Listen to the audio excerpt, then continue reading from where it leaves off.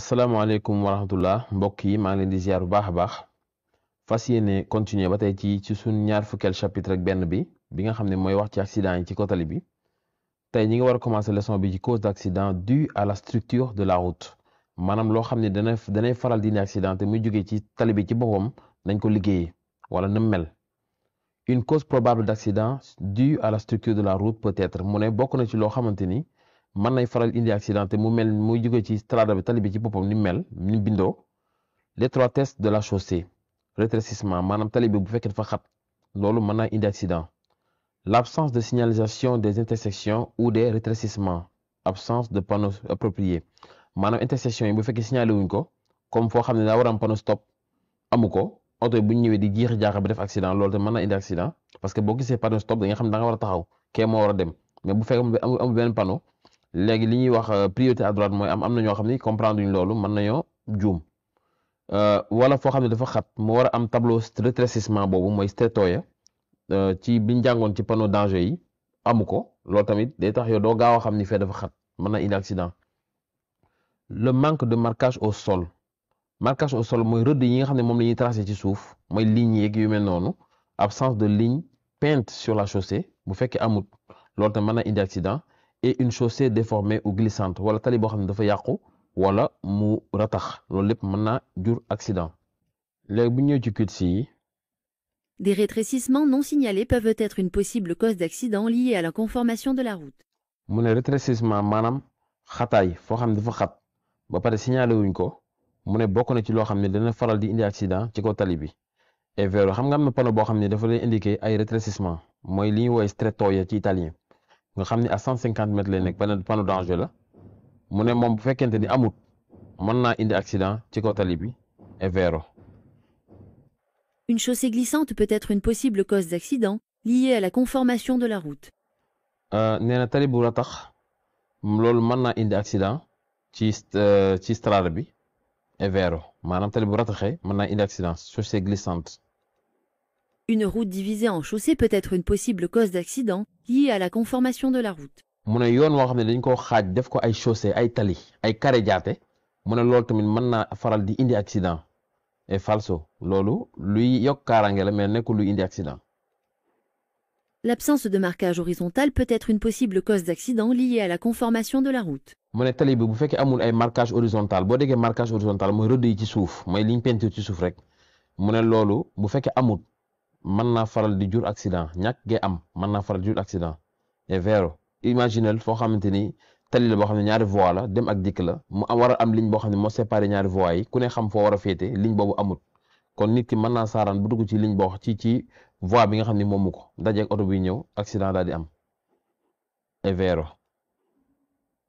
Une route trop étroite peut être une possible cause d'accident liée à la conformation de la route. mu ne tali bu xat lool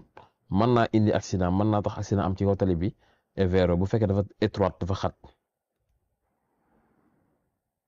L'absence de virage dangereux peut être une possible cause d'accident liée à la conformation de la route. nee na foo xamante ni amul ay virage yu dangereux ay virage yu pericoloso mu ne loolu mën naa tax accident am bu fekkee amul virage bu dangereux mën naa tax accident am et falso. et virage bu dangereux fu mu amut kay accident mën na faa wàññee ko et falso.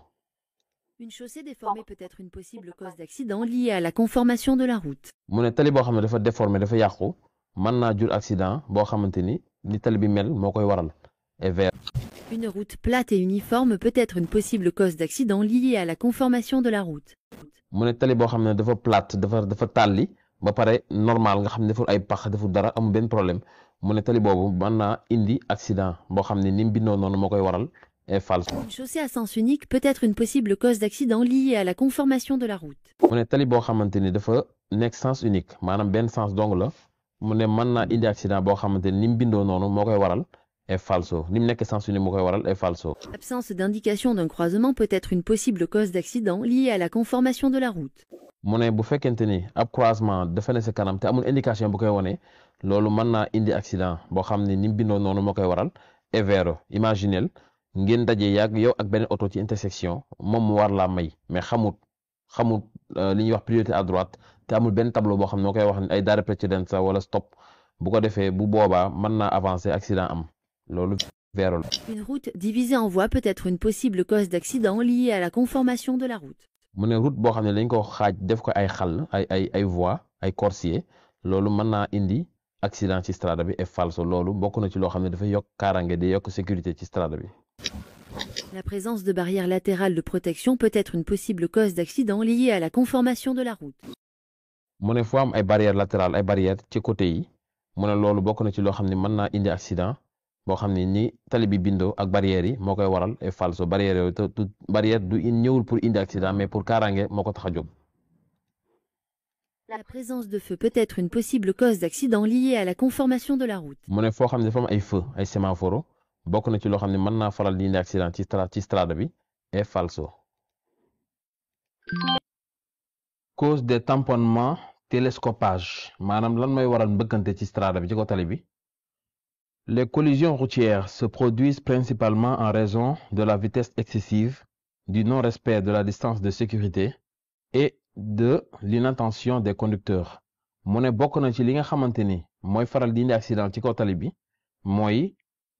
maanaam di daw vitesse bu bari vitesse excessive mooy vitesse bu bari ak ñàkk a respecter distance de sécurité ak tamit chauffeur si seen ñàkk a concentré wu chauffeur si mën naa tax accident am. li ma tudd lépp nag mën naa jur lu mel nii accident yenn saa yi du yem ci benn ñaari oto rek mais mën naa def li ñuy wax carambolage comme lu mel nii. Les tamponnements routiers sont causés principalement entre autovéhicules équipés de direction assistée. mu ne mbëkkante ci tali bi bokk na ci li koy faral di indi mooy oto yoo xamante ne dañoo amee direction assistée boo ko déggee mooy servo sterzo ci italien mooy li nga xamante ni. mooy tax yow nga mën a dawal oto lu mu rëy rëy nga mën ko conduire yóbbu ko fu la neex comme ab camion par exemple nga mën ko yóbbu gauche droite te volant bi nooy lool direction assistée boobu nee na oto bu ko am moom mooy gën a mën a def tamponnement mbëkkante et falso.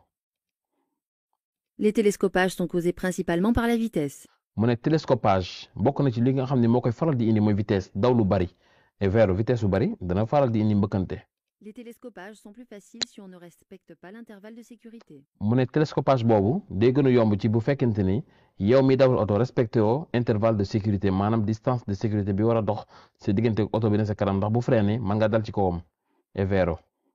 Les télescopages sont causés principalement par la distraction des conducteurs. mu ne télescopage li ci gën a bari lu koy waral mooy distraction chauffeur bi distraction boo ko déggee mooy ñàkk a concentré wu ñàkk a bàyyi xel dawal bi nekk ci leneen. di xalaat leneen wala nga ne ci rajo bi wala ci téléphone bi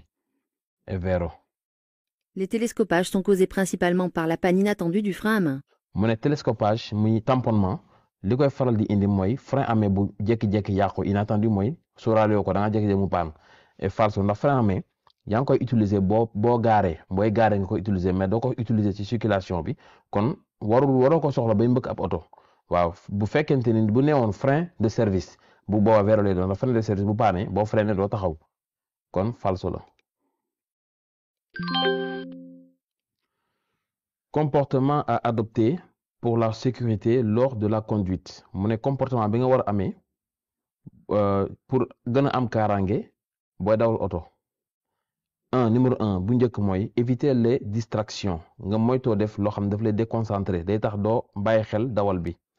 ne pas programmer le GPS ou envoyer des SMS en conduisant maanaam bul nekk di dawal ba pare di nekk ci navigateur bi ne da ngay dugal adresse GPS wala ngay nekk ci téléphone bi ne da ngay envoyer SMS loolu lépp boo ko defee da lay distraire day tax doo concentré ci dawal bi. L'usage du téléphone portable est interdit sans kit main libre ou oreillette mu ne téléphone portable bu fekkee yoroo kit main libre mooy li nga xam ne mooy mën a tax mu mën a wax ci kaw ngay dégg wala nga mu takkee oreillette mooy ay écouteur boo ko yorut xamal ne tere nañ la ko waroo ko yore nii di ko manipuler wala nga ciy wax téléphone dëpp téléphone sa nopp dañ koy tere waaw soit nga am main libre mooy li wax ci kaw ñu dégg wala nga takk ay écouteur. Deuxième bi mooy sécurisation des objets bagage yi nga yore nga tege ko noo xam ne day baax éviter de placer des objets sous le siège du conducteur bul teg ci chaise du chauffeur bi benn bagage parce que comme ay bidon yooyu dañ ko wax ne naan ci bitel ci bouteille dugal ko ci ron chaise bi mu jékki-jékki tourner rouler dem ci ron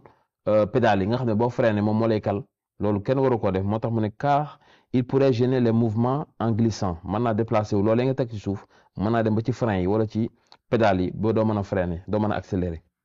Troisième bi mooy sécurité